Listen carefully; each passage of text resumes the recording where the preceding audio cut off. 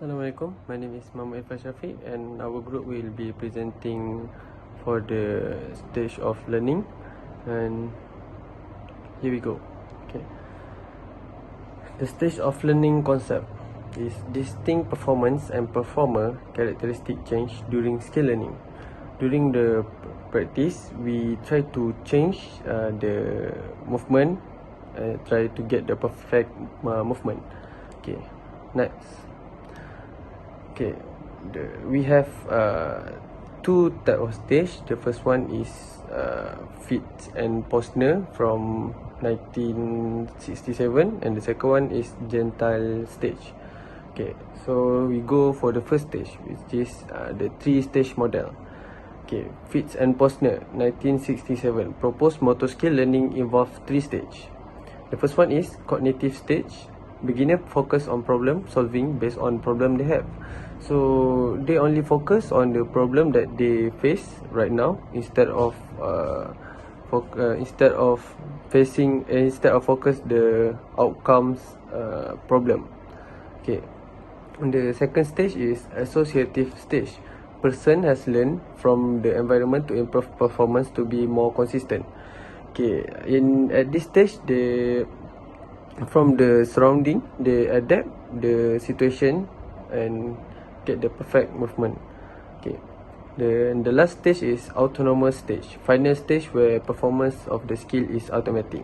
So in this stage, they already know what to do, so the body can perform the movement perfectly. Okay, so this is the second type of stage, which is gentile 2 stage. Okay, the gentile 2 stage have 2 stages. The first one is initial stage and the second one is later stage. Okay, so let's go for the initial stage. Getting the idea of movement, pick up basic movement pattern, learn to discriminate regulatory and non-regulatory condition.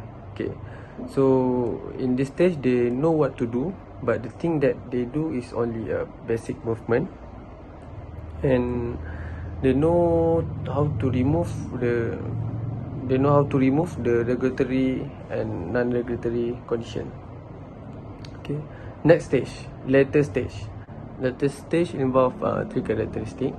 The first one is adapting from movement pattern in initial stage and use it in the demands of any performance situation. So in this characteristic, we can adapt the change from the demand, such as if we are doing something, doing some movement, and we need to change it, and we can adapt it. Okay, so the second one is increase the consistency of action goals achievement. So we will consistent our achievement. And the last one is perform with an economy of effort. Okay, let's go to the type of skill or goals of movement. Okay, the type of skill, they have 2 types, which is the first one is fixation and diversification, and the second one is professional. Okay, so the fixation diversification, developing the potential to achieve the objective of quality of skills. So fixation is modifying the initial stage movement pattern to reproduce the optimal movement pattern continuously in order to achieve the objective of action. Okay, the second one, diversification, modifying the pattern of initial pace movement to allow adaptation to changing environmental condition. So the difference between the fixation and diversification is for fixation, it's related to closed skills, and the diversification is related to open skill.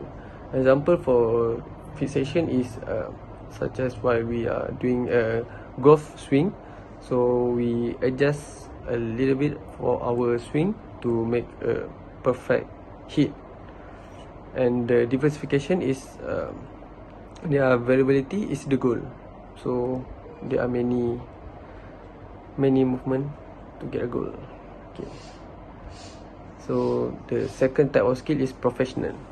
The purpose of stage 1 practice is to learn the basic movement pattern, whether it is open or closed skill. Goal of practice in second stage. Closed skills require a system comparable to real performance. Open skills allows one to change the condition. Okay, so that's all from me. Thank you. Bismillahirrahmanirrahim. Assalamualaikum warahmatullahi wabarakatuh, and very good evening to my lecturers, Shafi Miswan, and all my classmates. My name is Muhammad AZHAD bin Zahurin. I am the second presenter for my group, and now I will continue my group presentation regarding 9 stages of learning in the scope of formal and performance changes across the stage of learning. So basically, stage of learning models describe distinct characteristics at each learning stage that change across the stages. It stated that observable changes are noted for both person and skill performance.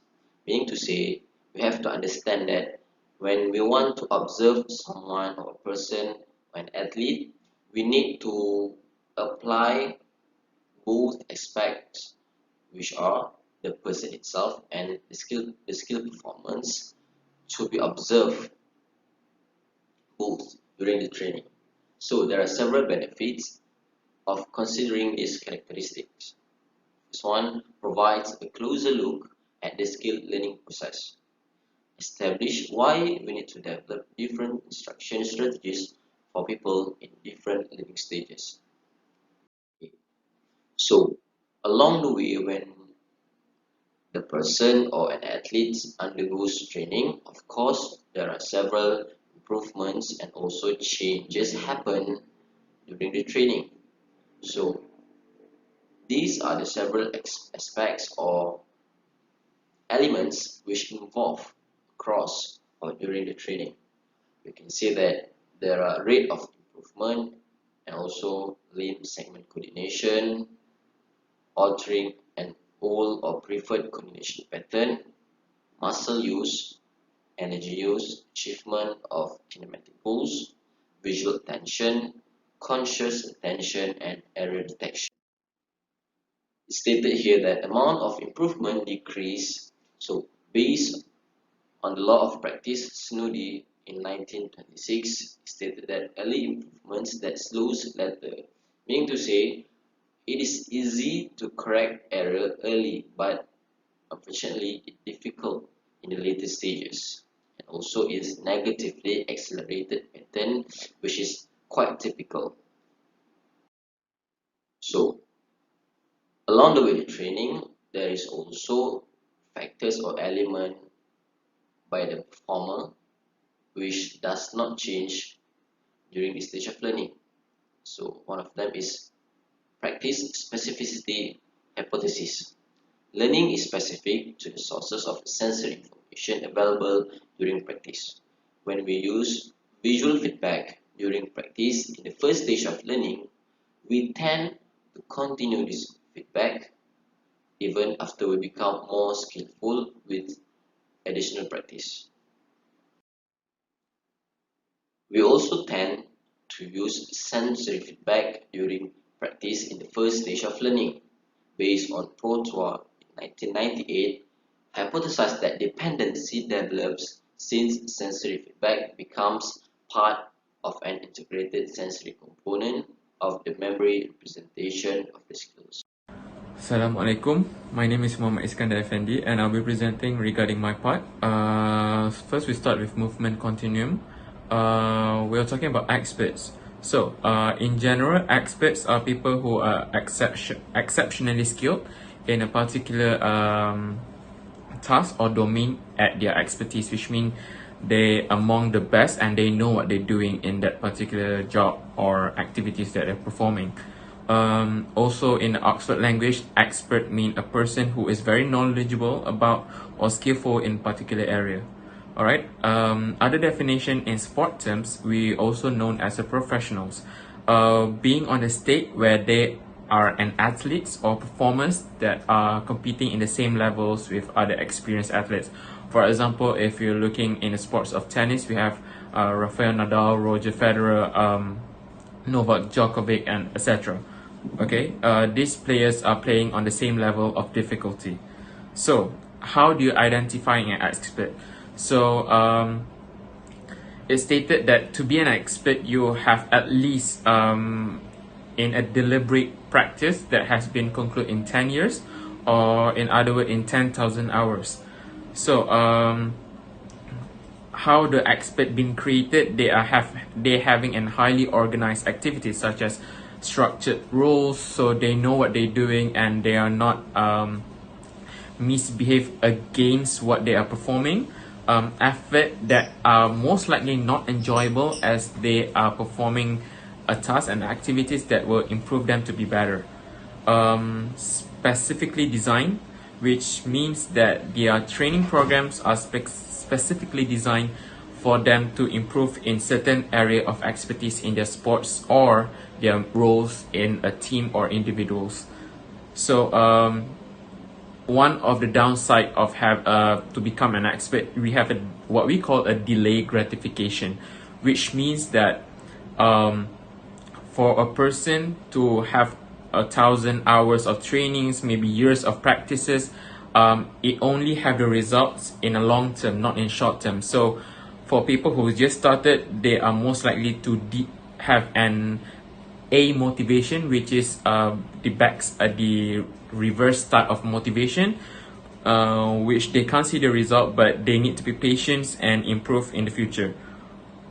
Next, we are talking the characteristic of expertise. Number one, we have read the play. As stated by Abney and Coate and Baker in 2002, experts are more effective in gathering data from basic stimuli in sports, which means, in our layman terms, they are reading the games that happening on the field. For example, in a football match, the subs and the reserve are not simply just to be there, not because they are not good at anything. So when they enter the team or enter the field and the pitch, so they know what they're doing because they can improvise from what tacticals they are doing to adapt in the current game they are playing. So next is have all the time in the world. So what this means is that they are very patient, they are very steady, they are very chill on the pitch no matter how the pressure is. They are very superior in predicting action by the opponents. The next one is pick the best option or shot. Experts have ultimate decision and knowledge of the sports. So which means when they are playing that kind of sports, they know what they're doing and they're not relying on any other external factors that may affect the game. One of the experts that you may see in our current game is that they know how to make it look easy. So for example, we all know Cristiano Ronaldo. When having a dead ball situation, which is a free kick, like 20 yards from the goal line, the opponents know what they are expecting, and the keeper need to be ultimately ready, because even though the keeper in their conscious of mind that they are preparing and everything, it still will go in because Cristiano Ronaldo literally know what he's doing. Next is pattern recognition. Ability to recognize pattern. It came back to the first point, which is read the game, read the play. So they are expert in knowing what to happen in the future. Anticipation involved in predicting what will happen next, or what and how will it happen. So having this point is very important, because you can't simply go in and not knowing what you're doing, because this is the ultimately decision of how you can make or become an expert in your field. Decision making can make accurate decision in a nick of time, which means in a small window, he or she can make the best decision there is, creating the best options, not to just, for example, in football, when you have in pressure, when you don't know what you're doing, you just straight away throw the ball or just straight away shoot the ball in any direction. But instead, when become an expert, you know where your player is, you know how to make your decisions in making the game much more flowing. The next is movement and technical skill efficiency. Highly skilled and capable athletes. So this we may see in all type of sports that recognize in the world that are professional. Doesn't matter, it's football, rugby, tennis, badminton, and everything. So they know what they're doing. The movement and the skills are way off compared to amateurs or semi-professional athletes, because they have months and years of trainings and probably thousands and thousands of hours, so they can become to that state of what they are doing. The final point on expert characteristic is dual task capability. So in a layman terms, they are multitasking. So it's available them to perform in a matter way for them on how you can create a task that even is like in a short period of times, you can know what you're doing without any pressure. But even there is, you still know how to encounter it and how to make the game the way there it is. And that is my part. Thank you.